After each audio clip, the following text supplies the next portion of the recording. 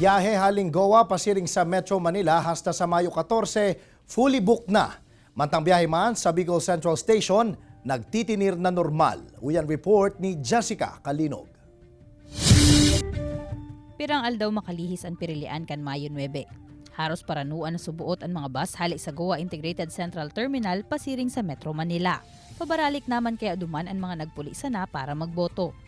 Ang sarunganing bus company na nag-operate nanin 100% seating capacity, fully booked na subuot ang mga biyahe hasta sa Mayo 14. Sakto kaya na panahon man subuot ng pirestahan sa man iba-ibang lugar sa partido area. Basta bulan kaya ning Mayo, talagang mapasahero siya.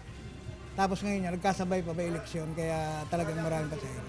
Pagkabanggisan na nga ni Daakan Mayo 9, kadakol naman ang nagbiyahe na pasiring Metro Manila. Anarog kaining sitwasyon ang piglalooman man kan manhamiento kan terminal na mapadagos hasta sa bulan nin Hunyo, base naman sa mga nakaaging taon. Suway man ini si sitwasyon sa Bicol Central Station sa Naga City. Sigon Kinonoy Reforzado, Operations Manager kanasambit na terminal, dawa panahon nin eleksyon dikit man giraray ang mga nagbabiyahe ngunyan kumparar kan Mayo pang pandemya. Limitado sa naman kaya ang numero kan mga nagbabiyaheng bus o rual daw, asin may mga restriksyon pa huli sa COVID-19. Yung operation ngunyan, masasabi tang very manageable.